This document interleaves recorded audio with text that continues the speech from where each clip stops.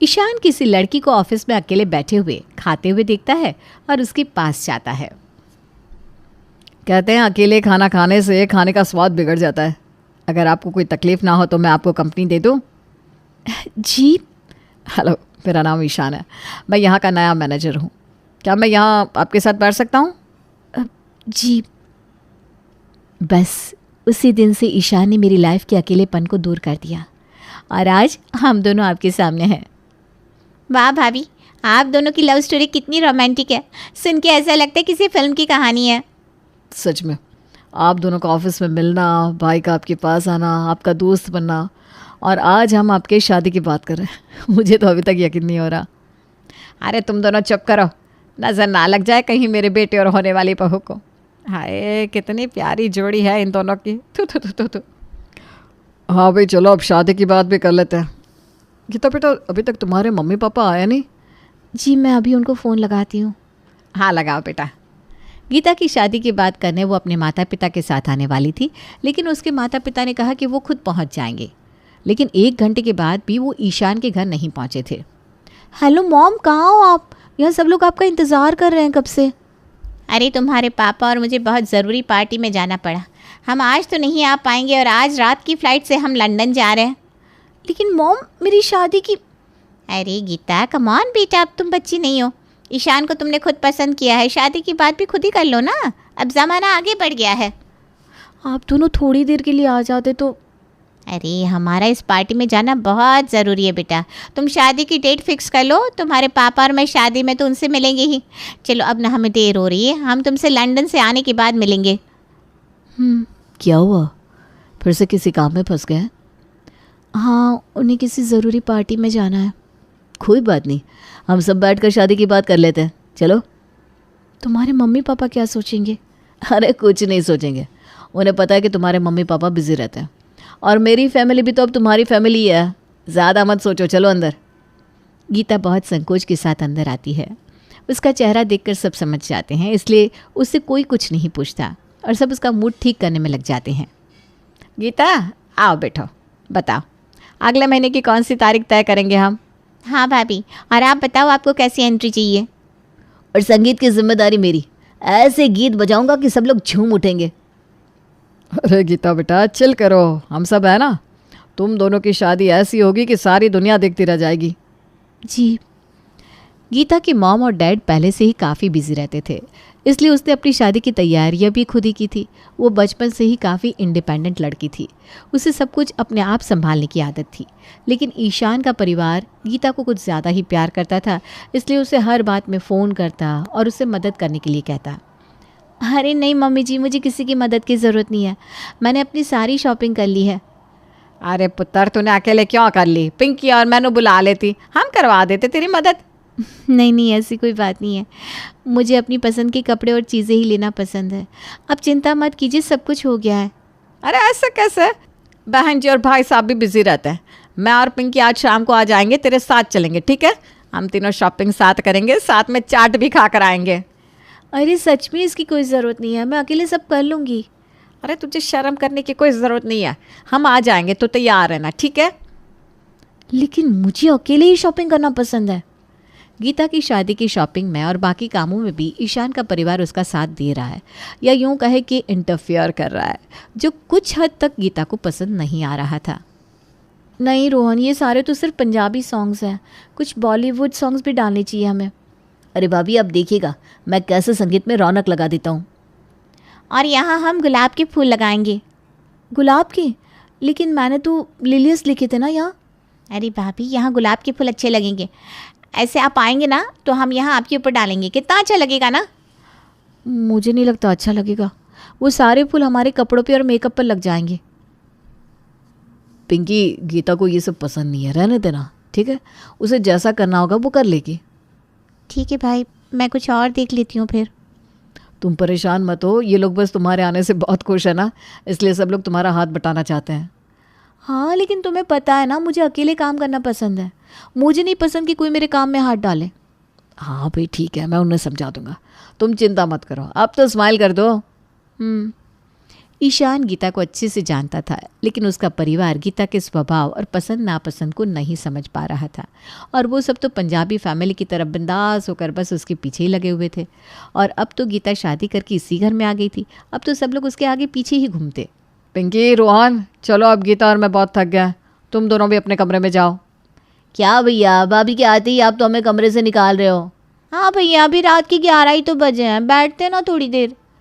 गीता ईशान को गुस्से से देख रही थी, जिसे देखकर ईशान समझ गया था कि गीता को ये सब पसंद नहीं आ रहा। रोहन, पिंकी, मैंने कहा ना अभी तुम लोग अपने कमरे में जाओ, अब गीता बहुत थक गई है, उसे आराम करना है। भाभी, मैं आपके सर में तेल लगा दूँ, आपको अच्छा लगेगा? नहीं, मुझे बस थोड़ी देर आराम करना है। ठीक है भाभी, अगर आपको किसी चीज़ की ज़रूरत हो तो हम आपकी खिदमत में हाजिर है। अरे चलो अब निकलो दोनों। हाँ, जा रहे हैं, इतनी भी क्या जल्दी है आपको? हाँ। ईशान ने फाइनली रोहन और पिंकी को कमरे से भेज दिया, लेकिन गीता इन सब से काफ़ी नाराज़ हो गई थी। जब से हमारी शादी पक्की हुई है तब से तुम्हारे घर वाले तो जैसे हमारे पीछे ही पड़ गए। भाभी ये, भाभी वो, गीता बेटा ये, गीता बेटा वो, फेविकोल की तरह चिपक गए मुझसे। तुम्हें पता है ना, मुझे ये सब पसंद नहीं है ईशान। मैं समझता हूँ, लेकिन वो लोग भी बहुत खुश है और वो अपनी खुशी तुम्हारे साथ बांट रहे हैं। बस खुशी मैं समझती हूँ, लेकिन ये सब ज़्यादा चिपकना मुझे पसंद नहीं है। प्लीज़ उनसे कह दो ना। ठीक है, तुम गुस्सा मत हो, मैं उन्हें धीरे धीरे समझा दूंगा। अभी हमारी नई नई शादी हुई है, मैं उन्हें समझा दूंगा कि तुम्हें ये सब पसंद नहीं है। गीता के ससुराल में किसी को प्राइवेसी का नाम ही नहीं पता था। वो तो बस गीता को अपना मानने लगे थे, इसलिए हर छोटी बात में या तो उसके कमरे में चले जाते या उससे पूछने लग जाते। अरे गीता पुत्र, तू तो कुछ खा ही नहीं रही है, ये ले पुत्र पराठे खा, मक्खन पाके, मज़ा आ जाएगा। नहीं मम्मी जी, मुझे इतना भारी नाश्ता खाने की आदत नहीं है, मैं ये फ्रूट्स ही खा लेती हूँ। अरे फलों से कोई पेट भरता है भला? तू ये खा, आलू के पराठे और ये चीज़ के पराठे, ये ले पुत्र। नहीं मम्मी जी। अरे भाभी, आप वज़न की चिंता मत करो, आप यूं ही कितनी फिट हैं। अरे खा का फिट है, इतनी पतली सी लगी पड़ी है मेरी बहू। तू पुत्र ठीक से कुछ खाती नहीं ना, इसीलिए कमजोरी आ गई है। नहीं, आज से मैं तुझे भूखा नहीं रहने दूंगी कभी भी। नहीं, मैं भूखी नहीं हूँ मम्मी जी। हाँ माँ, देखो तो कैसे कमज़ोरी आ गई है भाभी को। एक काम करो, आप इन्हें अपने हाथों से खिलाओ खाना।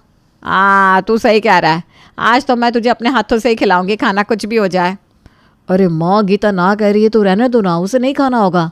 आए चुप कर, तू तो गीता पुत्र का ध्यान रखता नहीं। ला पुत्र, चल मुंह खोल, चल चल चल। गीता को इतना भारी नाश्ता खाने की आदत नहीं थी। फिर साधना ने उसे ज़बरदस्ती इतना सारा नाश्ता खिला दिया, जिसके बाद पेट में दर्द होने लगा। मैंने कहा था ना, मुझे इतना भारी खाना खाने की आदत नहीं है, फिर भी मम्मी जी ठूस ठूस के खिला दिया आपने। ये लो दवाई खा लो, ये लो। अरे मुझे तो ब्रेकफास्ट करने की आदत भी नहीं है, मॉम हमेशा से बिज़ी होती है, इसलिए हम कभी ब्रेकफास्ट भी नहीं खाते थे। कभी कभी तो मैं पूरा दिन कुछ नहीं खाती थी। अरे ठीक है, लो दवाई ले लो, पहले थोड़ा आराम करो, चलो। पता नहीं क्यों सब लोग मुझसे चिपके रहते हैं। अरे मैंने कहा ना, सबसे पहले दवाई ले लो, चलो आराम कर लो। गीता जितना अकेलापन ढूंढती, सिंह परिवार उतना ही उसके पास आता, जिससे अब वो बहुत परेशान होने लगी थी। हाश, अब घर का सारा काम हो गया, अब मैं अपने कमरे में बैठकर आराम से फ़ोन पर कुछ देख लेती हूँ या बुक पढ़ लेती हूँ। भाभी, क्या कर रही हैं आप? अरे यार, फिर से आ गए ये लोग। अरे पुत्र, तू यहाँ अकेले क्यों बैठी है? हमारे साथ बैठ, चल के हम सब मिलकर टीवी देखते हैं। नहीं जी, मैं यहाँ ठीक हूँ। लगता है मम्मी भाभी को इस नए घर में अकेलापन लग रहा है ना भाभी? अकेला कहाँ रहने देते आप लोग। कुछ कहा क्या आपने? नहीं कुछ नहीं, मैं ये कह रही थी कि आप लोग जाइए, मैं आती हूँ कुछ देर में। ऐसे कैसे पुत्र, हम तुझे यहाँ अकेला छोड़कर कैसे जा सकते हैं? हम तुझे कंपनी देते हैं। हाँ बताओ क्या करना है, आप बताओ कौन सी बुक पढ़ रही हो? अरे ये तो इंग्लिश बुक है। ओए मैनू सब आता है, तुझे क्या पता? हाँ तो चल पढ़कर सुना, क्या लिखा है? ये इंग्लिश बुक नहीं है, फ्रेंच बुक है। तेनू फ्रेंच भी आती है पुत्र? हाँ जी, जब मम्मी पापा मुझे अलग अलग क्लासेस पर भेजते रहते थे ना, इसलिए। देखा कितनी होशियार है मेरी बहू। एक तुम दोनों नालायक, कुछ नहीं आता तुम दोनों को। गीता, तो इन दोनों को भी सिखा देना थोड़ा बहुत। मैं?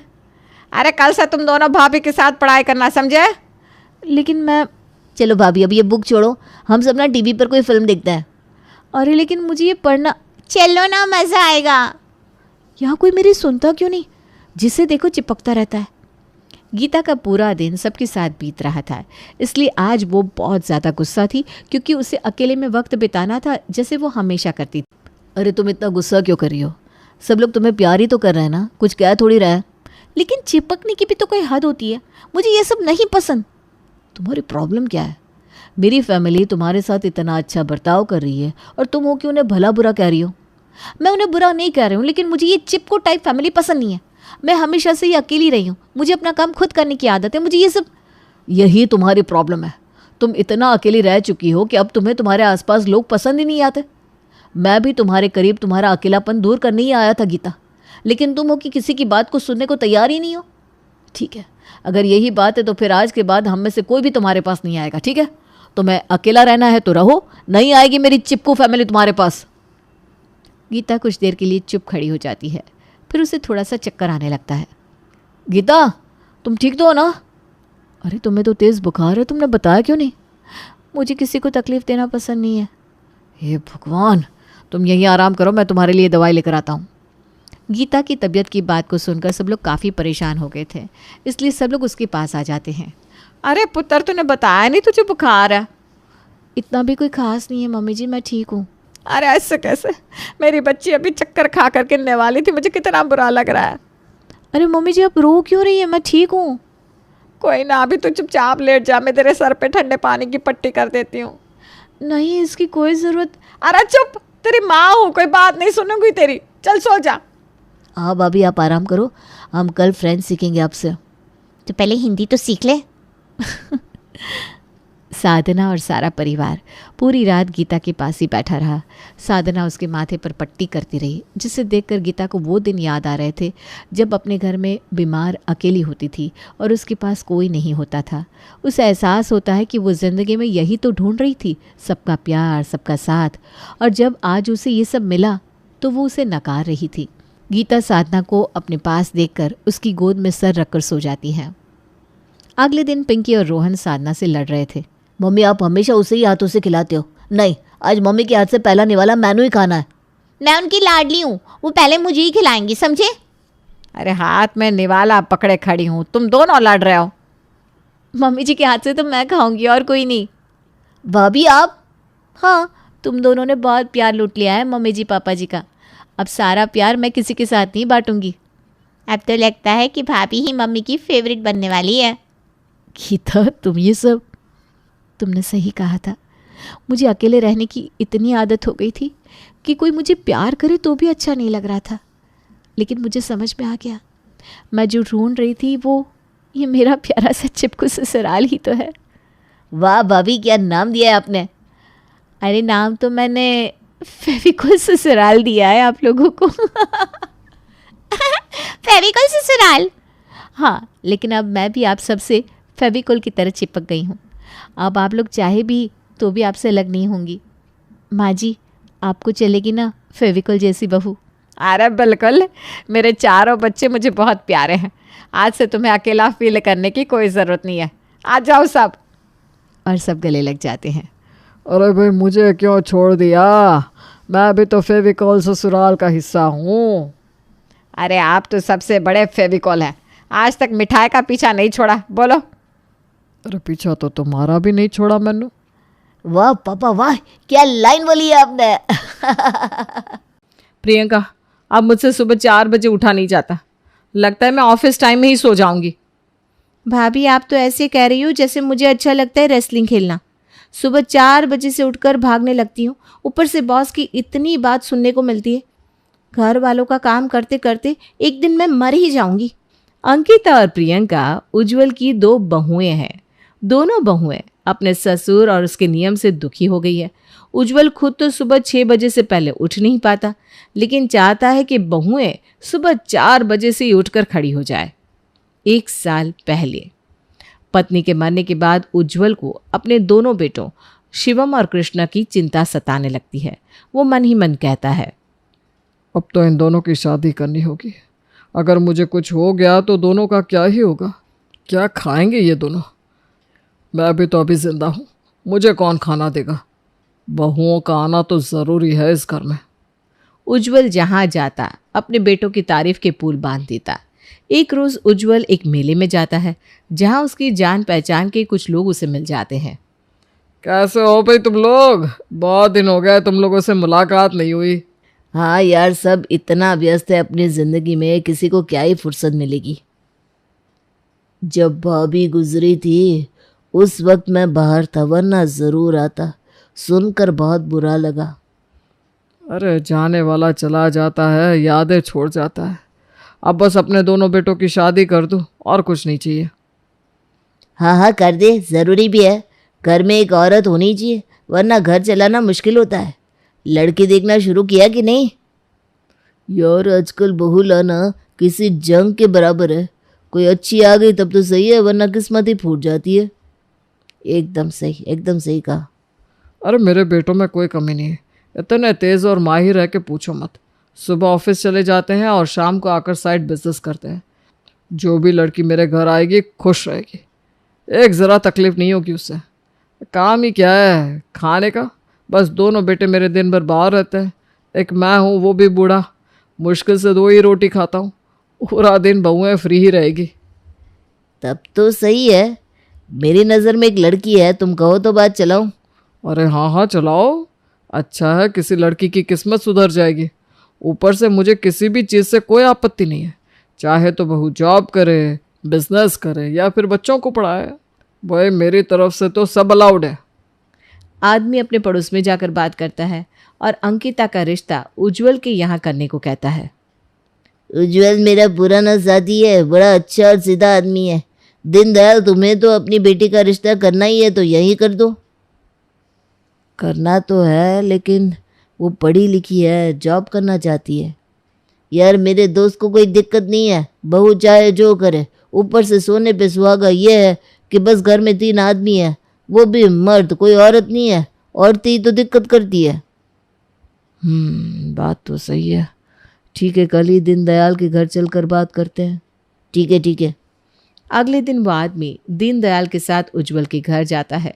बड़ा घर देखकर ही दीनदयाल की आंखें फट जाती है। वो उज्जवल से कहता है, अपनी बेटी अंकिता का रिश्ता लेकर आया हूँ मैं यहाँ, आपके बेटे शिवम के लिए। अपनी जमा पूंजी मैंने उसकी पढ़ाई में खर्च कर दी है, तो शादी में लगाने के लिए कुछ है नहीं मेरे पास। अरे कोई बात नहीं, मुझे तो बस बहू चाहिए, लेकिन मेरी एक शर्त है।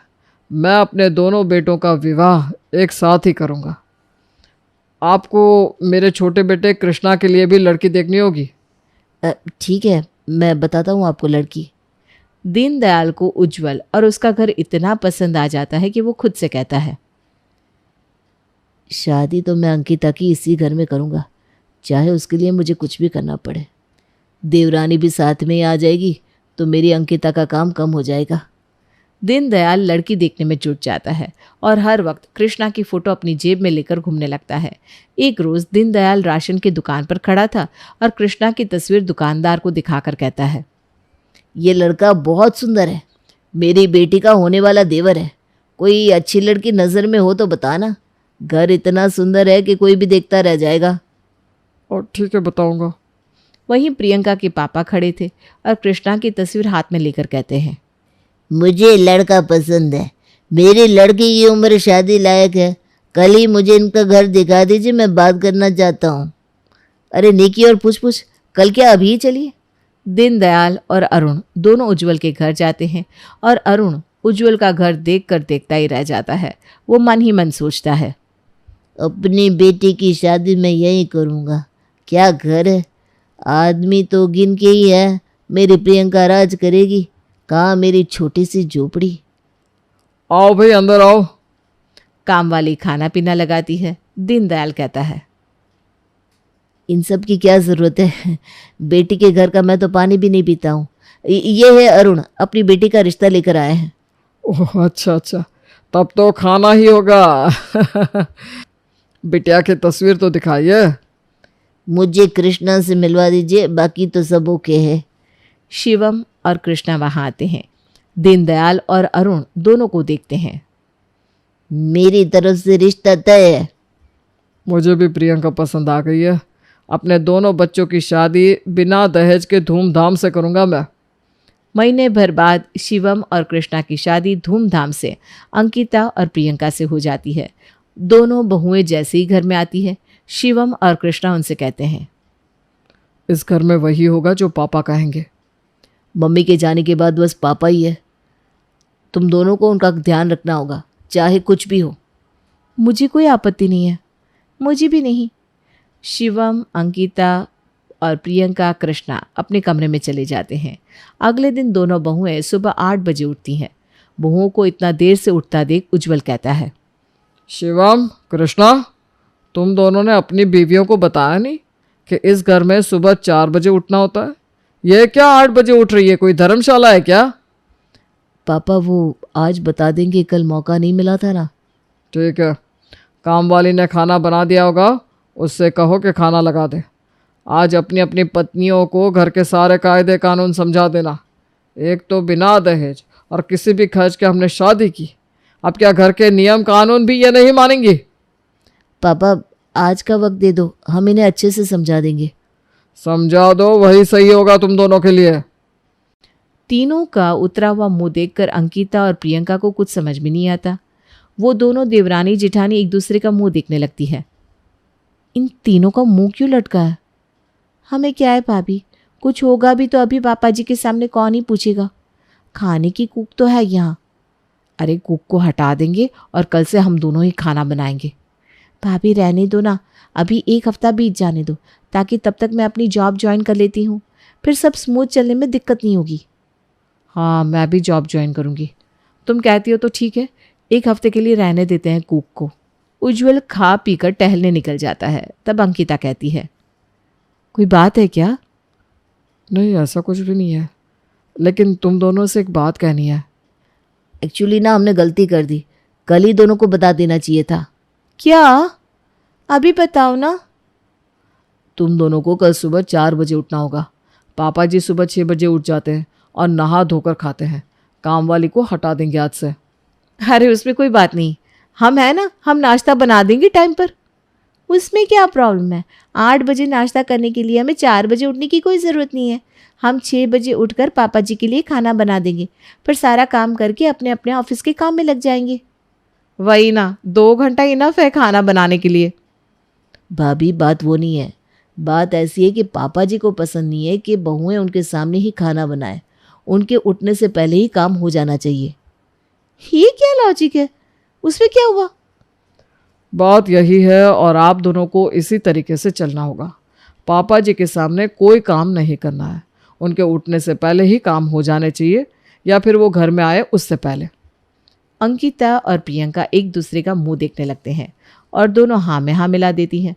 दोनों भाई हाँ में सुनकर खुशी खुशी ऑफिस चले जाते हैं। इधर अंकिता और प्रियंका नाश्ता करते हुए एक दूसरे से कहते हैं, प्रियंका ये थोड़ा अजीब नहीं है?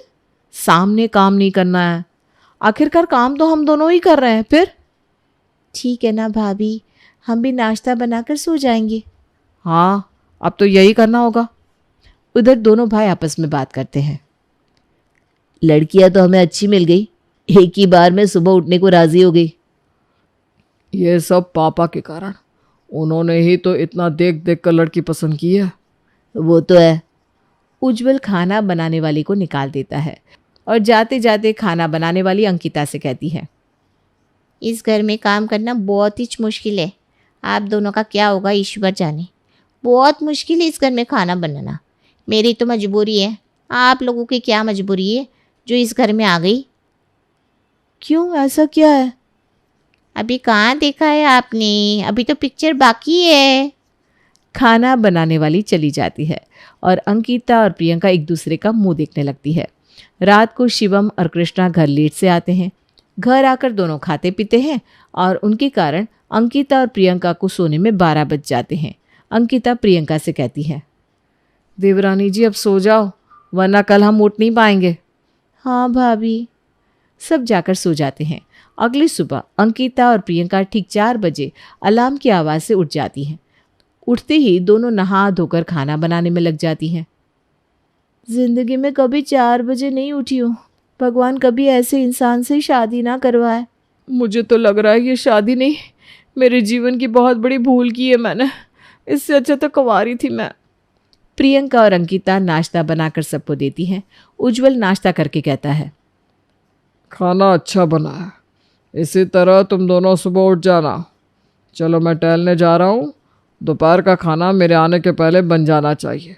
बाकी पूरा दिन तुम्हें जो करना है करो, जो खाना है खाओ। जी पापा जी। दोनों भाई दुकान चले जाते हैं और उज्जवल टहलने। इधर अंकिता और प्रियंका दोनों नाश्ता करके अपने अपने लैपटॉप पर बैठ जाती हैं। दोनों ही वर्क फ्रॉम होम करती हैं। अटेंडेंस लगाकर थोड़ी देर काम करती हूँ, फिर उठकर दोपहर का खाना चढ़ाकर सो जाऊंगी।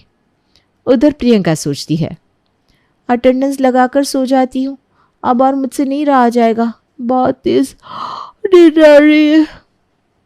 प्रियंका अटेंडेंस लगाकर सोने चली जाती है। जैसे ही प्रियंका सोती है उसे कृष्णा का फोन आता है। कच्ची नींद में प्रियंका उठती है। पता नहीं किसका फोन है। हेलो प्रियंका, स्टाफ अभी घर आ रहा है, देखो बगल वाले कमरे में कुछ सामान पड़ा होगा, वो दे देना। ठीक है। फोन रखकर प्रियंका चिड़चिड़ा जाती है। यहाँ तो आदमी 2 मिनट भी आराम नहीं कर सकता, आग लगती ही उठा देते हैं। प्रियंका उठकर बगल के कमरे में जाती है और देखती है वहाँ बहुत सारे डिफरेंट डिज़ाइन के नल पड़े हुए हैं। नल के डिज़ाइन? स्टाफ अपने आप ले जाता, मुझे उठाने की क्या ज़रूरत थी। प्रियंका उठकर दरवाजे पर खड़ी हो जाती है और स्टाफ का इंतज़ार करने लगती है। स्टाफ तो अभी तक आया नहीं और मुझे उठाकर बिठा दिया, ये कैसी किस्मत है मेरी। सुबह 4 बजे उठकर रसोईया बनो और अभी दरबान। प्रियंका करीबन 1 घंटा इंतज़ार करती है, उसके बाद जाकर स्टाफ आता है। तब तक प्रियंका की नींद उड़ जाती है। स्टाफ को सामान देकर प्रियंका फिर अंकिता के साथ रसोई में लग जाती है। थकावट हो रही है, मन कर रहा है कि सो जाओ, लेकिन ऐसी किस्मत कहाँ, खाना बनाकर सो जाऊंगी। मैं तो सो भी नहीं सकती हूँ, ऑफिस टाइम से ब्रेक लिया सोने के लिए तो इनका फ़ोन आ गया, और अब अगर सोई तो ऑफिस से मुझे निकाल देंगे। हाँ वो तो है। अंकिता और प्रियंका खाना बनाकर अपने अपने कमरे में चली जाती हैं। अंकिता तो सो जाती है और प्रियंका अपने ऑफिस के काम में लग जाती है। इधर जैसे ही प्रियंका सोती है, शिवम का फ़ोन आता है। यार अभी सो रही हो? ये कोई टाइम है सोने का? उठ जाओ, पापा आते ही होंगे, तुम्हें सोया हुआ देखकर गुस्सा करेंगे। अरे पापा जी 4 बजे आएंगे, उससे पहले नहीं, अभी तो सोने दो मुझे, वरना मैं पागल हो जाऊंगी नींद से। अरे कोई सोना नहीं है अभी, मैं आ रहा हूँ, तुम मेरा और कृष्णा का टिफ़िन पैक कर दो, मैं थोड़ी देर में आ जाऊँगा, आज दुकान पर बहुत भीड़ है। ठीक है, आ जाओ, वेट कर रही हूँ। अंकिता उसी वक्त रसोई में खाना पैक करने चली जाती है। आदमी सोए तो सोए कैसे, किस्मत ही फूटी है मेरी। अंकिता खाना पैक करके बैठी रहती है और शिवम 4 बजे आता है। उसी वक्त उज्जवल भी आता है। शिवम को देखकर अंकिता कहती है, जब 4 बजे ही आना था तो मुझे 2 बजे से क्यों उठा रखा है, ये कोई बात नहीं हुई। अरे तो क्या हो गया, वैसे भी ये कोई वक्त नहीं है सोने का, दुकान से निकल ही नहीं पाया, पैसा कमाना कितना मुश्किल है तुम्हें क्या पता। तुम तो ऐसे बोल रहे हो जैसे मैं तो काम ही नहीं करती, मैं भी जॉब करती हूँ। अरे छोड़ो ये सब, मुझे टिफ़िन दो और पापा का खाना लगाओ, पापा आ गया है। अंकिता उज्जवल का खाना लगाती है। प्रियंका भी अपने कमरे से उज्जवल की आवाज़ सुनकर बाहर आती है। बहू, रात में मैं खाना नहीं खाऊंगा तो मेरा खाना मत बनाना। जी पापा जी। एक और बात, मुझे खाना परोसने के लिए दोनों बहुएं होनी चाहिए। जी पापा जी। उज्जवल के जाने के बाद अंकिता प्रियंका से कहती है, भाभी अच्छा हुआ आज खाना नहीं बनाना पड़ेगा, आज ना हम लोग बाहर मूवी देखने चलते हैं और फिर रेस्टोरेंट में खाना भी खाएंगे। हाँ यार, इसी बहाने थोड़ा वक्त तो मिलेगा एंजॉय करने का, वरना यहाँ तो ज़िंदगी झंड हो गई है। दोनों अपने अपने पतियों को फ़ोन करके घूमने चलने को कहती है। उस वक्त दोनों हाँ कह देते हैं। शाम से ही दोनों देवरानी जेठानी तैयार होने लगती है। इसी तरह रात के 9 बज जाते हैं। दोनों देवरानी जेठानी फ़ोन करती रहती है पर दोनों भाई आते ही नहीं। आखिर में थक हार कर दोनों अंकिता और प्रियंका कपड़े बदल लेती है और 12 बजे दोनों भाई आते हैं। एक फ़ोन तो उठा सकते थे। अरे कहाँ से उठाता, वक्त ही नहीं मिलता। कितनी बार मैंने फ़ोन किया, कब से तैयार होकर बैठे थे हम। हाँ तो क्या करते, ग्राहकों को भेज देते, मूवी इतनी इम्पोर्टेंट नहीं है, चलो खाना लगाओ। आज तो हमने खाना ही नहीं बनाया। अरे तो ठीक है ना, दोपहर का जो बचा कुछ है वही दे दो। कम से कम बाहर से तो मंगवा लेते हैं। इस घर में बाहर से खाना नहीं आता। गुस्से में दोनों बिना खाए सो जाती है। इसी तरह दिन बीतने लगते हैं। अंकिता और प्रियंका की किस्मत फूटी थी। बेचारी 4 बजे उठती और दोनों 1 मिनट भी नहीं सो पाती। थक हार कर दोनों नौकरी छोड़ देती हैं। एक रोज़ उज्जवल का बर्थडे था और दोनों बेटे शिवम और कृष्णा उसका बर्थडे अच्छे से मनाने में लग जाते हैं। बर्थडे वाले दिन सब कुछ अच्छे से अरेंज हो जाता है। सभी रिश्तेदार और दोस्त शामिल होते हैं। केक काटने के वक्त सुनंदा कहती है, दोनों बहुओं को तो बुलाओ। हाँ हाँ बुलाता हूँ, उनके बिना केक कैसे कट कर सकता हूँ मैं। शिवम, कृष्णा, अपनी अपनी पत्नियों को बुलाओ। शिवम और कृष्णा अंकिता और प्रियंका को बुलाने के लिए जाते हैं। अंकिता रसोई में तो प्रियंका छत पर सो रही थी। शिवम और कृष्णा बहुत देर तक उठाते हैं। दोनों जैसे तैसे उठकर केक कटिंग में पहुंचती है, लेकिन वहां जाकर दोनों की पलकें झपकने लगती है और दोनों वहां अपने अपने पतियों के कंधे पर सो जाती हैं। ये देखकर सुनंदा समझ जाती है और केक कटिंग के बाद जब सब उज्जवल को गिफ्ट देने लगते हैं तब सुनंदा कहती है, उज्जवल, पहले हमारी माँ ने, फिर मैंने और फिर तेरी बीवी ने तेरे हिसाब से ही तेरे लिए खाना बनाया, लेकिन अब तेरी बहुएं उस हिसाब से नहीं चल सकती। तब और अब में बहुत अंतर है। हमने खुद को तेरे लिए बदला और सुबह 4 बजे उठकर तेरे लिए खाना बनाया, लेकिन इस बर्थडे में मैं तुझे कोई तोहफा नहीं दूंगी, बल्कि तुझसे एक तोहफा लूंगी। बोलिए दीदी, क्या चाहिए? तुझे खुद को बदलना होगा बहुओं के लिए और अपनी 4 बजे वाली रसोई को बंद करना होगा, वरना ये बहुएं एक वक्त के बाद तेरे बेटों को छोड़कर चली जाएगी। अरे तुम तो दुनिया से चले जाओगे, लेकिन इनकी ज़िंदगी बर्बाद हो जाएगी। दीदी, तुमने मुझे कोई तोहफा दिए बिना ही ऐसा तोहफा दे दिया जिससे मेरी बची हुई ज़िंदगी संवर जाएगी। पार्टी खत्म होने के बाद उज्जवल बहुओं से कहता है, आज से तुम दोनों की 4 बजे की रसोई समाप्त, और जब नाश्ता बनाना चाहती हो बना लेना। दोनों बहुएं खुशी से पगला जाती है और जाकर सो जाती हैं। सुबह की 11 बजे शांति निवास के बाहर 7-7 गाड़ियां खड़ी थी। तभी घर की बेटी प्रीत की भी गाड़ी वहां पहुंचती है। हड़बड़ाती हुई प्रीत अपनी गाड़ी से उतरती है। यहाँ तो पहले ही इतनी भीड़ है, कहीं मुझे आने में देर तो नहीं हो गई माँ? अरे कुछ नहीं हुआ है उन्हें, अभी तक तो ठीक ही है। तुम बेकार में घबरा रही हो। अरे मुझे तो फ़ोन आया था कि माँ अपनी आखिरी सांसें ले रही है। ज़रूर भाभी ने सही से ख्याल नहीं रखा होगा माँ का। अरे ये कौन सी आखिरी सांस है दीदी जो 2 घंटे से चली ही जा रही है, और पहली बार थोड़ी ना सुन रहे हम ये। मुझे तो लगता है पिछले 3 साल में यहाँ 8वीं बार आया हूँ मैं। तो तू क्या चाह रहा है, 9वीं बार यहाँ आने का मौका ही ना मिले हमें? मैं तो कह रहा हूँ अगर अंदर जाए तब पता चले कि बात क्या है, पर अंदर पहले से इतनी भीड़ है कि मेरा तो नंबर ही नहीं लग रहा। आपको अंदर जाने कहाँ मिलेगा? अरे मैं उनकी अपनी बेटी हूँ, सगी बेटी। मैं जाती हूँ अंदर, कैसे नहीं जाने देंगे मुझे? और प्रीत जगह बनाकर मोहन के साथ अंदर आती है, जहां सोफे पर उसकी माँ शांति लेटी हुई थी। दीदी आ गई आप, देखिए ना अम्मा जी को क्या हो रहा है। अरे बेटा तू आ गई, अब तो जाने नहीं भलाई लगती है बेटा, प्रभु का बुलावा आ गया। ओह, ये तो बहुत बुरा हुआ। भाभी, इनसे पूछिए तो सही उनकी आखिरी इच्छा क्या है। जाने वाले की आखिरी इच्छा पूछनी चाहिए। अम्मा जी की आखिरी इच्छा पूछने की मेरी तो हिम्मत नहीं हो रही भैया, आप ही पूछ लीजिए। अब बुआ जी, कोई आखिरी इच्छा है तो बता दीजिए। मेरा पोता जो विलायत में है सौरभ, उसे अगर देख लेती तो कलेजे को शांति पड़ जाती, फिर आराम से मर भी जाती तो गम नहीं होता। अरे भैया, तो आप बुला क्यों नहीं रहे उस सौरभ को? कहाँ है सौरभ? अरे वो तो यूएस में एमबीए करने गया है ना दीदी, 6 महीने भी नहीं हुए हैं उसे गए, और वहाँ उसके एग्ज़ाम्स चल रहे हैं। अगर अभी वो यहाँ आ गया और उसके एग्ज़ाम्स छूट गए तो कॉलेज वाले दोबारा नहीं लेंगे उसे। वहाँ के नियम ना बड़े सख्त होते हैं। ऐसे भी बड़ी मुश्किल से एडमिशन हुआ है बेचारे का। ऐसे तो लाखों कॉलेज है, मैं इनसे कहकर अपने सौरभ का एडमिशन किसी बड़े से कॉलेज में करवा दूंगी। आप फिक्र मत कीजिए भाभी।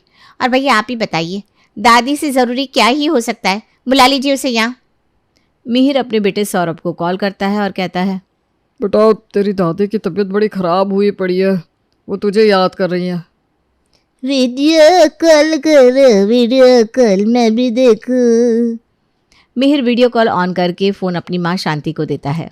हाथ में फ़ोन लेते ही शांति अपने बाल ठीक करने लगती है। हाँ बेटा, दिख रही हूँ ना। ये आगे वाले कमरे में ना मेरा चेहरा साफ क्यों नहीं आ रहा? अरे मिहिर कितने पैसे बचाएगा? कितनी बार बोला है फिलिप वाला फ़ोन ले ले, आजकल वही फैशन में है। पर तुझे तो ये 10,000 वाला फ़ोन ही चलाना है। दादी आप ठीक हो? कहाँ बेटा, मुझे तो लगता है भगवान का बुलावा आ गया है। मेरी आखिरी इच्छा समझ कर ही यहाँ आ जा बेटा। एक बार तुझे देख लूँ तो शांति से अपनी आंखें बंद कर पाऊँ। आप ऐसा क्यों बोल रही है दादी? आपको कुछ नहीं होगा, मैं अगली फ्लाइट से ही इंडिया आ रहा हूँ। और जैसे ही सौरभ ये कहता है, खुद के पैरों पर चलकर शांति अपने कमरे में चली जाती है। चलो चलो, प्रोग्राम खत्म, सब अपने अपने घर जाओ। जब ज़रूरत पड़ेगी फिर से फ़ोन किया जाएगा। सभी अपने कमरों में चले जाते हैं। कमरे में सरिता अपने पति मिहिर से कहती है, आपको याद है वो रात जब पहली बार अम्मा ने कहा था कि उन्हें ऐसा महसूस हो रहा है कि उनकी आखिरी सांसें चल रही है? हाँ हाँ, बिल्कुल याद है। और ऐसा अम्मा ने कब कहा था? जब मैंने सगाई के बाद आपसे बात करने के लिए 2 महीने मांग लिए थे। अरे वो तो इत्तेफाक था, अचानक ही अम्मा के सीने में दर्द उठाया तो उन्होंने कहा कि बेटा 2 महीने शादी के लिए क्या इंतज़ार करेगा। लड़की वालों को फ़ोन लगा, मैं चली गई तो मेरे इकलौते बेटे की शादी में मेरी तस्वीर भी नहीं रहेगी, इसीलिए चटमंगनी पर ब्याह करना पड़ा हमें। उसके बाद तुरंत जब हनीमून पर जाने वाले थे, अम्मा की तबीयत फिर बिगड़ गई। उसके बाद फिर एक बार अम्मा जी की तबीयत बिगड़ी और उन्होंने अपने पोते को खिलाने की इच्छा जताई और फिर हमें सौरभ को दुनिया में लाना पड़ा। अरे क्या हिसाब लगा रही हो सरिता तुम? अब मैं समझ गया हूँ, ये सब अम्मा का ज्ञान है।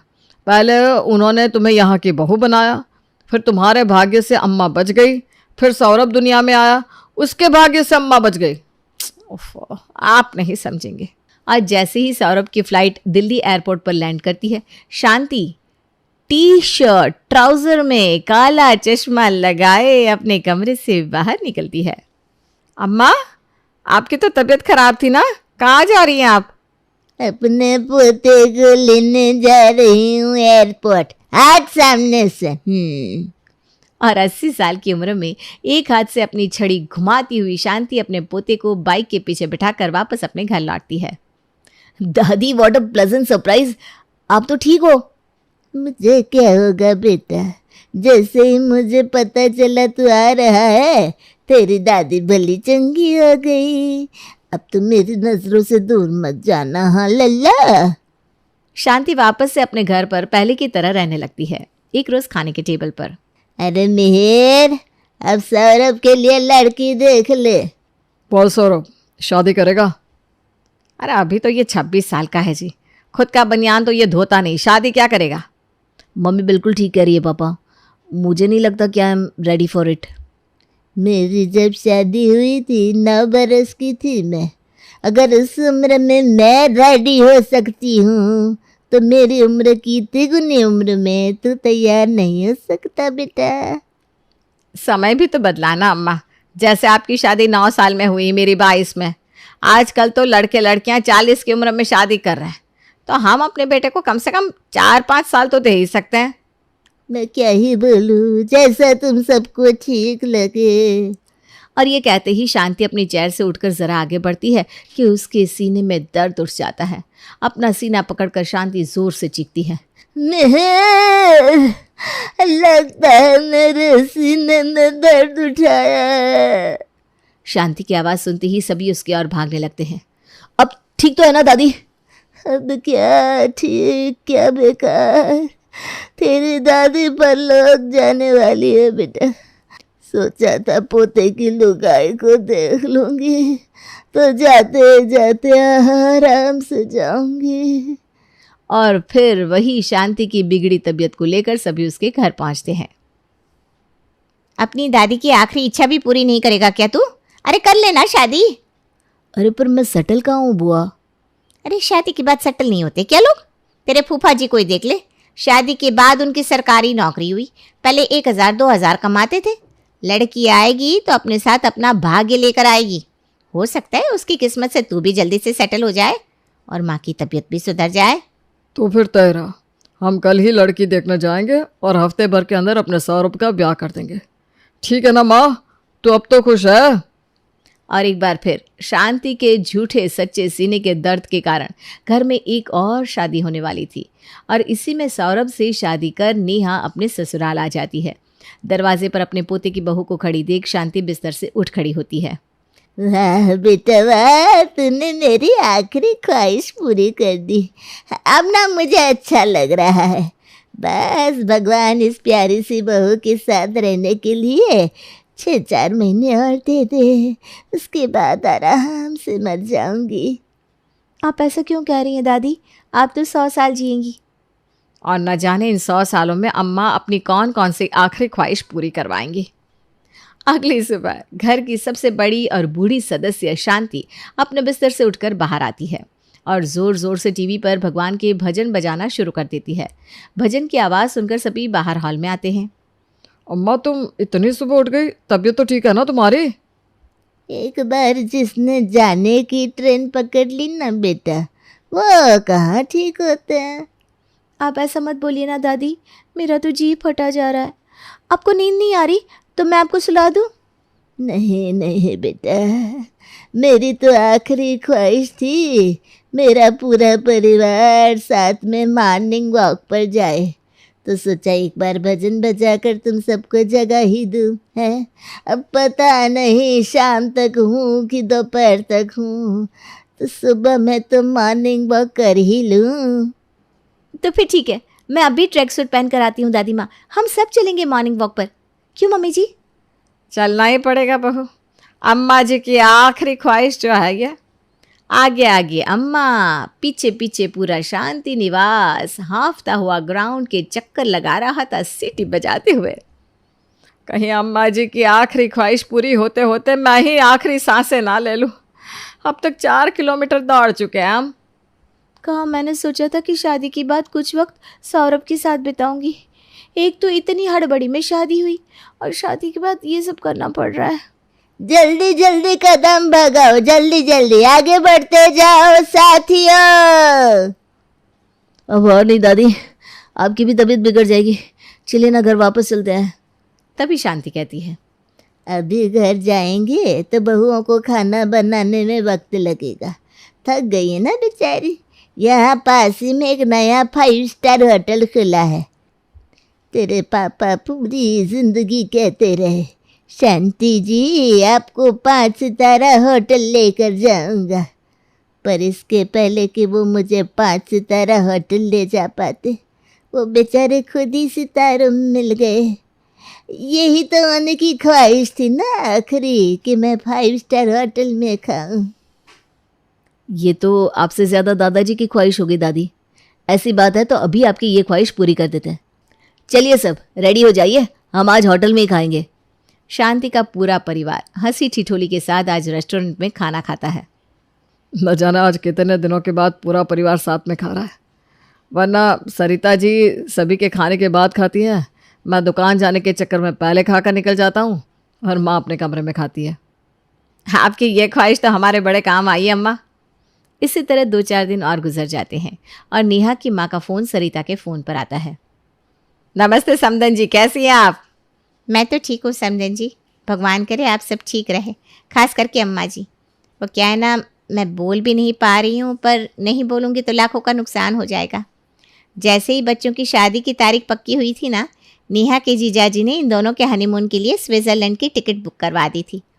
अब 2 दिन बाद की स्विट्ज़रलैंड की फ़्लाइट है, पर आपकी सास की तबीयत ख़राब है ना, घर में बीमार दादी सास को छोड़कर नेहा विदेश घूमने जाएगी तो अच्छा नहीं लगेगा, और अगर नहीं जाएगी तो 1.5 लाख का टिकट बर्बाद हो जाएगा। आप फिक्र मत कीजिए समदन जी, मैं इस बारे में घर पर बात करती हूँ, देखती हूँ क्या होता है। सरिता सभी के सामने इस बात को रखती है। अब आप बताइए क्या किया जाए। टिकट तो बर्बाद नहीं होने दूंगी मैं, स्विट्ज़रलैंड जाएंगे मेरे बच्चे। काश मैं भी जा पाती, एक ही तो जीवन दिया है भगवान ने। सोचा था देश विदेश घूमूंगी, पर पहले ही बुलावा आ गया। और मेरी आखिरी ख्वाहिश मेरे मन में ही रह गई। आपने कभी इच्छा जाहिर नहीं की माँ विदेश जाने की? मैं अभी आपके लिए टिकट देखता हूँ। पर आप विदेश जाएंगे किसके साथ और कैसे? क्योंकि मेरा तो पासपोर्ट भी नहीं है, आपका भी पासपोर्ट नहीं है माँ। मेरा पासपोर्ट है ना, मैंने पहले ही बनवा लिया था सौरभ से। वैसे तो मेरा मन हांगकांग जाने का था, पर सोच रही हूँ सोलो ट्रिप से अच्छा है नेहा और सौरभ के साथ स्विट्ज़रलैंड चली जाती हूँ। क्या सौरभ, कोई तकलीफ तो नहीं है ना बेटा तुझे? अरे नहीं नहीं दादी, हमें क्यों प्रॉब्लम होगी, 2 से भले 3। फिर तो वैष्णो देवी ही चलते हैं दादी। मतलब पहली बार हनीमून पर कोई अपनी दादी सास को ले जा रहा होगा। नेहा का तो दिमाग ही खराब हो जाता है। वो कमरे में आकर अपना सर पकड़ लेती है। कितनी उम्मीदों से मम्मी जी को कॉल करवाया था ताकि मैं हनीमून पर जा सकूं, और यहाँ सब उल्टा ही हो गया।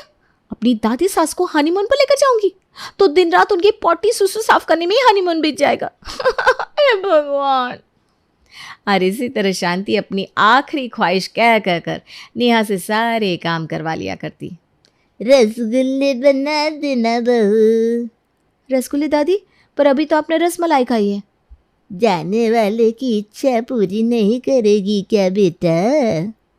हे भगवान, जिस दिन से आई हूँ दादी जी की आखिरी इच्छा ही तो पूरी कर रही हूँ। यहाँ जाना है, वहाँ जाना है, यहाँ तक कि मेरे सारे नए कपड़े भी दादी ने पहन लिए। हनीमून भी साड़ी में करना पड़ा मुझे। और अब ये खाने का चस्का, पता नहीं और क्या क्या करना पड़ेगा। नेहा अपनी सास से इस बारे में बात करती है। मैं तो पहले ही समझ चुकी थी, अम्मा जी को कुछ नहीं होने वाला। उन्होंने मुझे बहुत सताया है अपनी आखिरी इच्छा का वास्ता देकर। अब तेरे साथ भी वही कर रही है। मुझे लग रहा है कि अब वो तुझे बच्चा करने को कहेगी, पर तू ना बिल्कुल अड़ जाना बहू। अभी तुम और सौरभ एक दूसरे से इतना घुले मिले भी नहीं हो, अभी बच्चा करना सही नहीं है। रसोई के बाहर खड़ी शांति सब सुन लेती है। अपने पड़पोते का मुंह तो शांति देखेगी ही, और उसे अपने परदादा की तरह क्रिकेट खेलना भी सिखाएगी। हाँ। अगली सुबह नेहा अपनी दादी सास के कमरे में आती है तो उन्हें अपने सीने पर हाथ रखा देखती है। जरा प्रीत को तो फ़ोन कर दे बहू, जाते जाते उसे कुछ देना चाहती हूँ मैं। और हाँ, और किसी को खबर मत करना। ये क्या, आज दादी जी तो कुछ अलग ही बातें कर रही हैं। कहीं सच में इनका समय तो नहीं आ गया? नेहा अपनी बुआ सास को कॉल करती है और उन्हें बुलाती है। तुम्हें कुछ नहीं होगा माँ। सरिता बहू, ये ले मेरी तिजोरी की चाबी, उसमें से 2 गहनों के सेट अपनी ननद को दे दे, बाकी जो भी है वो सारे तू रख ले।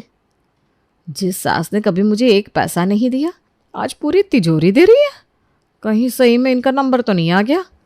अब आप ये क्या कह रही हैं अम्मा? आप ज़रूरी हैं या आपके गहने हैं?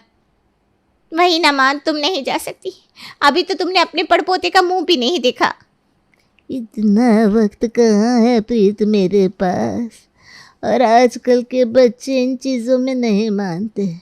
वो तो अपने हिसाब से बच्चा करेंगे। कहते हैं कि जो परदादी बन जाती है वो सोने की सीढ़ियाँ चढ़ जाती है, पर मेरी किस्मत में शायद ये नहीं था। भैया माँ को समझाओ ना, ऐसी बातें ना करे। हाँ माँ, अपने पड़पोते का मुंह देखना है अभी तुम्हें। कौन दिखाएगा मुझे पड़पोते का मुंह? मैं तुझे पूछती हूँ नेहा, क्या मुझे दिखाएगी पड़पोते का मुंह? कहते हैं बच्चे बूढ़े एक समान, हम दोनों एक साथ खेलेंगे। अब मैं क्या कहूँ दादी? हाँ बोलते बहू, हाँ बोलते। देख माँ की सांस चढ़ती जा रही है। ये मुझसे नहीं हो पाएगा दादी, मैं आपको वादा नहीं दे सकती। और जैसे ही नेहा ना करती है, शांति की आंखें बंद हो जाती है। दादी ये क्या किया नेहा तुमने? हाँ नहीं कर सकती थी क्या तुम? ये क्या हो गया दादी? आप तो सच में चली गई। मुझे पता होता दादी कि इस बार आप सच में जा रही हैं तो मैं आपकी आखिरी इच्छा ज़रूर पूरी करती दादी। प्लीज़ दादी आंखें खोलिए, मैं दिखाऊंगी आपको आपके पड़पोते का चेहरा। प्लीज़ दादी लौट आइए, मैं वादा करती हूँ। सभी फूट फूट कर रोने लगते हैं। तभी शांति प्रीत को देखकर आंख मारती है, फिर धीरे धीरे अपनी आंखें खोलने का ड्रामा करती है। लगता है पड़पोते का नाम सुनकर यमराज ने भी मेरे प्राण वापस भेज दिए। और 5 साल बाद नेहा बहू, एक और बच्चा कर लेना। हाँ, पड़पोती देखने की आखिरी इच्छा मेरी पूरी कर दे। हाँ बेटा। नहीं। कहानी शुरू होती है नेहा के घर से, जहां नेहा के हाथों में मेहंदी लग रही थी और उसकी सारी सहेलियां उसे घेरे बैठी थी। मुझे पता था निधि पहुंचेगी ही नहीं। अरे नेहा, वो कैसे पहुंचेगी बेटा? उसे लड़के वाले देखने आ रहे हैं ना। ये क्या बात हुई मम्मी? उसे पता था ना मेरी मेहंदी हल्दी की डेट क्या है, और उसने मुझे वादा भी किया था। उसी के कारण तो सुबह का फंक्शन मैंने शाम में करवाया, ताकि सुबह उसे लड़का देखकर चला जाए और शाम को आराम से वो यहाँ मेरे मेहंदी के फंक्शन में आ सके। तू शायद भूल गई है, जब जवाई जी तुझे देख कर गए थे तो 2 दिन तक तेरा बुखार नहीं उतरा था। नहीं आंटी जी, निधि ऐसी नहीं है। हाँ, हो सकता है हमारे होने वाले जीजू को उसे देखकर बुखार हो जाए। कान भाई, किसी बुखार कर रहा है? और अपनी आंखों के सामने अपनी बेस्ट फ्रेंड निधि को देखकर नेहा की खुशी का ठिकाना नहीं रहता। पर ना कोई कॉन्ग्रेचुलेशन, ना कोई हेलो, सीधा निधि नेहा से कहती है, तो बता क्या हुआ सुबह? अरे क्या ही होता, तेरे जैसी किस्मत नहीं है मेरी कि पहला लड़का देखा और देखते ही हाँ कर दी। 50 ड्रामा किए उसने और फिर मना करके चला गया, नास पीटा कहीं का। 40 रुपए की ना 12 रसमलाई खा गया। ये खिलाओ, वो खिलाओ, ये करो, वो करो। और इस सब के बाद क्या कहता है पता है? अच्छा, हम सोच कर बताते हैं जी। पूरा दिन खराब हो गया मेरा। और देख, हड़बड़ी में ना मुझे ये क्या कपड़े पहन कर आने पड़े। अब यहाँ कोई मुझे ऐसे देखेगा तो कहीं जो टाका भीड़ सकता था वो भी ना भीड़े। मुझसे सुंदर तो आज तू लग रही है। माना तेरा दिमाग का स्क्रू ढीला है, पर कभी तो सोच कर बोला कर निधि, जिसकी हल्दी है वो ये खराब लगेगी क्या? उसे तो बेस्ट लगना ही है। वही ना, हमेशा तो मैं अच्छी लगती हूँ, पर आज मेरे सामने नेहा अच्छी लग रही है। इसका मतलब तो यही है ना कि मैंने अच्छे कपड़े नहीं पहने, ना अच्छे से तैयार हो पाई हूँ। तेरी तो शादी सेट है नेहा, अब अच्छी लग ना लग क्या फर्क पड़ता है? टेंशन तो मेरी है ना, मेरी शादी फिक्स नहीं हुई है। तू हमेशा ना 2 का 4 लगाकर बोलती है, बाय गॉड। और इतना तुझे बता रही ना, इतना तो हुआ भी नहीं होगा। और तेरे कपड़े ठीक तो है, और क्या पहनती तू? मेहंदी के फंक्शन में हम सब तो लाल पीला पहन कर आए, तू ये ओरिजिनल मेहंदी कलर की ड्रेस में। और मेकअप तो तेरा ऐसा लग रहा है जैसे तो पार्लर से करवा कर आई है। मेहंदी के बाद सगाई, पूल पार्टी और उसके बाद शादी। यहाँ नेहा वरमाले की रस्म के लिए सोहेल के साथ स्टेज पर खड़ी हुई थी और नीचे हाथ में खाने की प्लेट लिए निधि एकटक बस उसे ही देखे जा रही थी। क्या किस्मत पाई है नेहा ने।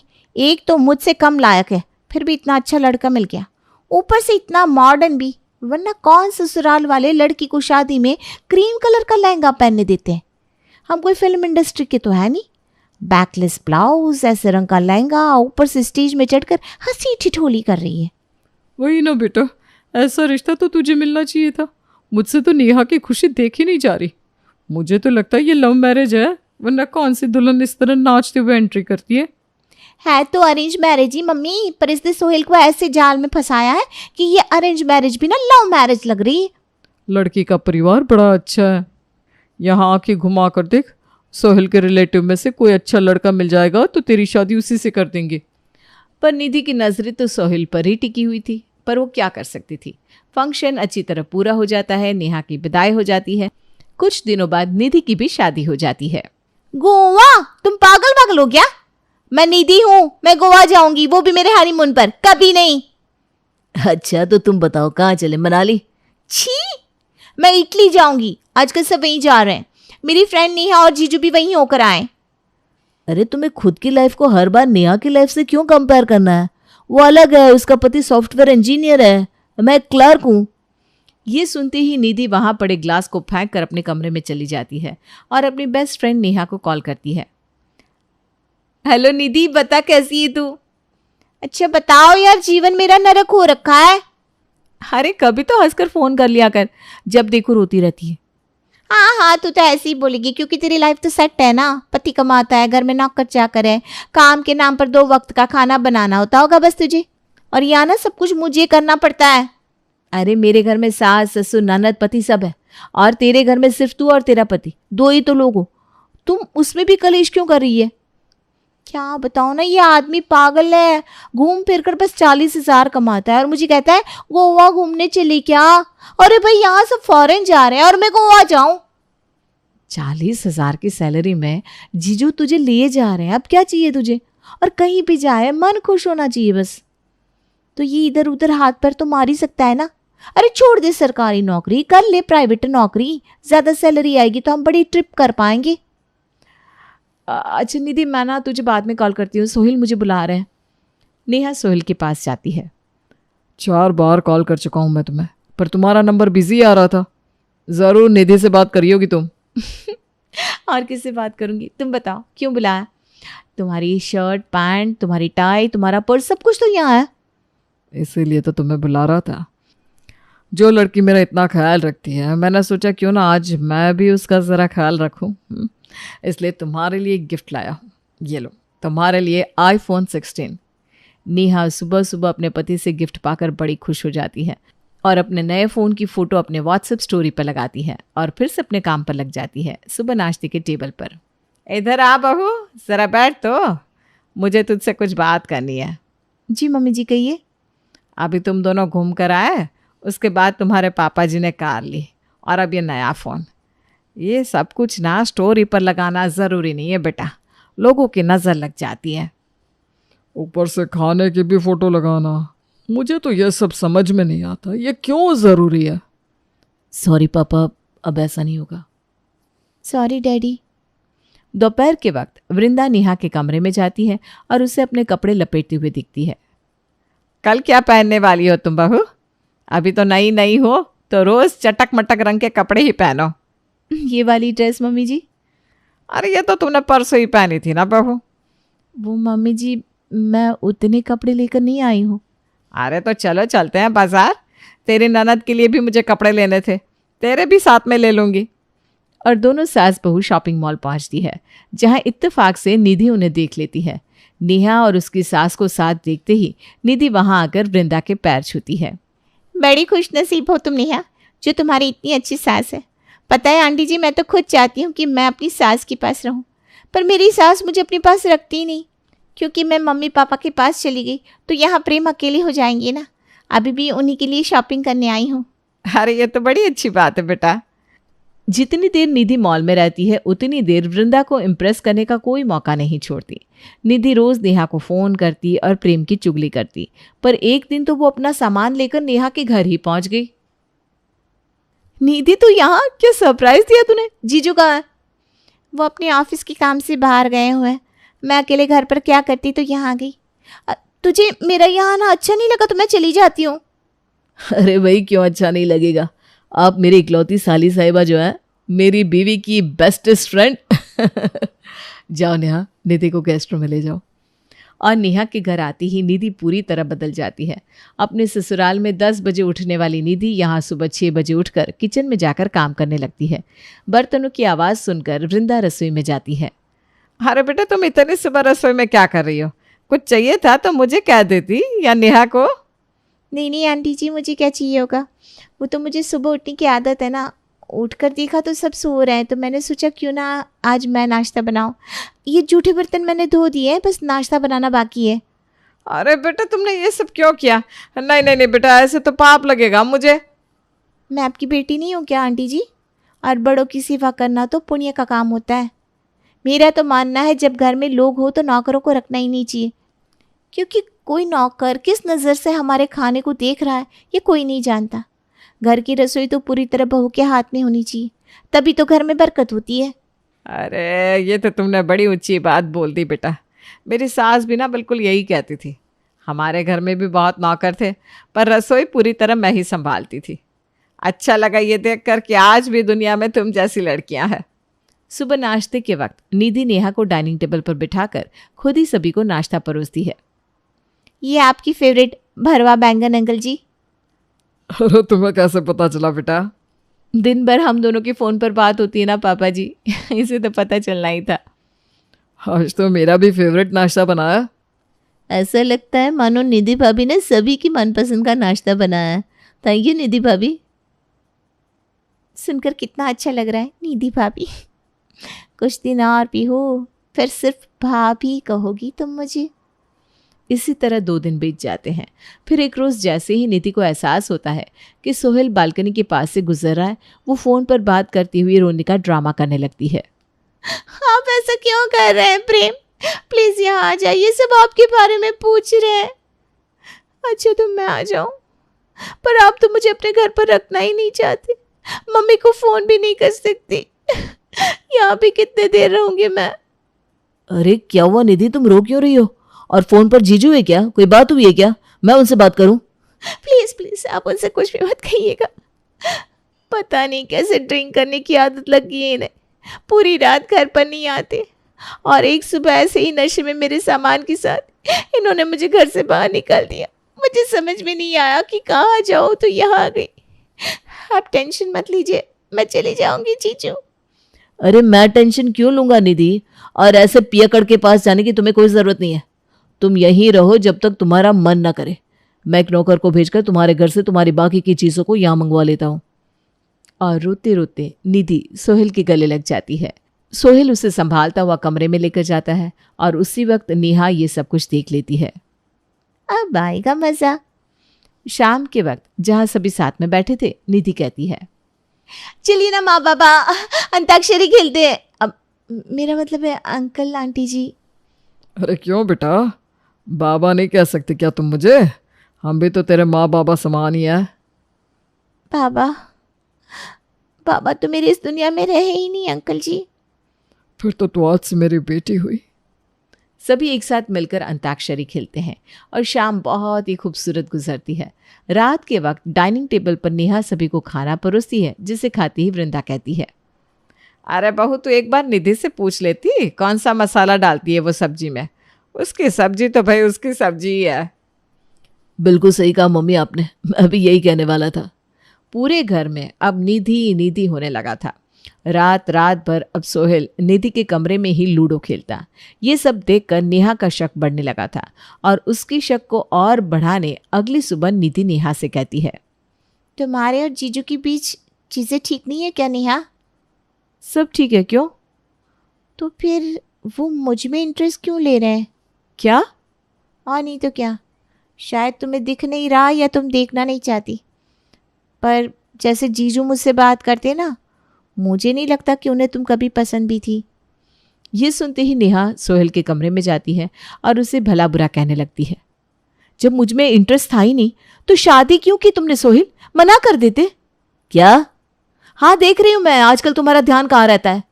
छी सोहेल, तुम्हें और कोई नहीं मिला क्या? वाह, खुद अपना पास्ट मुझसे छुपाया और मैं छी। नेहा और सोहेल के कमरे से जोर जोर से चीखने की आवाजें सुनकर सभी वहां पहुंच जाते हैं। ये सब क्या हरकत है सोहेल? आप अपनी बहू से पूछिए पापा, मुझ पर इल्जाम लगा रही है जबकि खुद इतने राज है इसके। मेरे राज? मेरे पास्ट को लेकर बोल रहे हो तुम, और खुद यहाँ गुलछरी उड़ा रहे हो, वो भी मेरी सहेली के साथ। शट अप नेहा, चुप हो जाओ। तुम्हारा पति है वो सोच कर तो बोलो। और जीजू ये आप दोनों के बीच की बात है, आप लोग बैठकर सुलझाइए, हम चलते हैं। सीखो कुछ अपनी सहेली से, सीखो कितनी समझदार है वो। हाँ हाँ, तुम्हें तो ये अच्छी लगेगी ही। ज्यादा मत बोलो नेहा, वरना मेरा हाथ उठ जाएगा।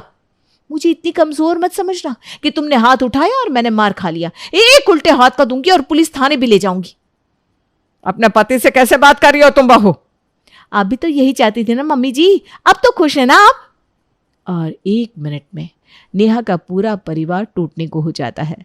बातें बिगड़ती ही चली जाती है, यहाँ तक कि सोहेल गुस्से में अपने लॉयर को बुला लेता है। शादी को 4 महीने भी नहीं हुए तुम दोनों के, थोड़ा आराम से सोचो बेटा। शादी को तोड़ना बहुत बड़ी बात होती है। मुझे इस आदमी के साथ नहीं रहना बस। आप नहीं जानते अंकल, ये दिखता कुछ और है पर है कुछ और। ये सब क्या हो रहा है मेरे घर पर? हे भगवान, लोग क्या सोचेंगे? हमारे घर पर कभी ऐसा नहीं हुआ था। अब डिवोर्स पेपर्स निकालिए अंकल। जिस लड़की को मेरे कैरेक्टर पर शक है, मुझे उसके साथ एक पल भी नहीं रहना। मैं तुम्हें डिवोर्स देता हूं नेहा, अभी क्या अभी। तभी दरवाजे से प्रेम अंदर आता है। 1 मिनट भाई, 1 मिनट, ये गलती मत करना। तुम यहाँ कैसे? तुम क्या मुझे जीने भी नहीं दोगे? इन्हें मैं लेकर आई हूँ और ये सब हमारे घर पर क्या हो रहा है ये यही बताए तो अच्छा है। पैसे की लालच ने तुम्हें अंधा कर दिया है निधि। ये सब निधि के कारण हो रहा है। उसने ही नेहा और सोहेल के बीच ये गलत फहमी भरी है, क्योंकि वो चाहती थी कि नेहा सोहेल को छोड़ दे ताकि निधि सोहेल से शादी कर सके। निधि को मेरा क्लर्क होना कभी पसंद नहीं आया। उसके दिमाग में चलता था तो बस नेहा का ससुराल, नेहा की रईसी, नेहा की प्रॉपर्टी। पर उसके दिमाग में कब नेहा का पति आ गया, ये मैं नहीं समझ पाया। निधि और उसकी माँ दिन भर मिलकर इसी बात की प्लानिंग करती कि वो कैसे नेहा का घर तुड़वा सके। मैंने निधि को रोकने की बहुत कोशिश की, पर नहीं रुकी वो। उसने मुझे धमकी दी कि अगर मैं उसके पीछे आया तो वो मुझे दहेज के इल्जाम में जेल पहुंचा देगी।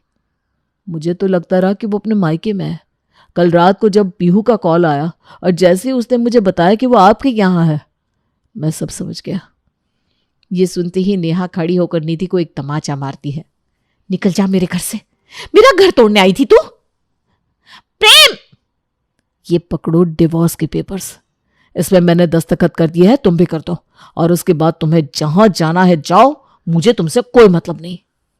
सोहेल धक्के मारकर निधि को अपने घर से निकाल देता है और प्रेम तो उसे पहले ही अपने मन से निकाल चुका था। निधि का लालच उसे कहीं का नहीं छोड़ती।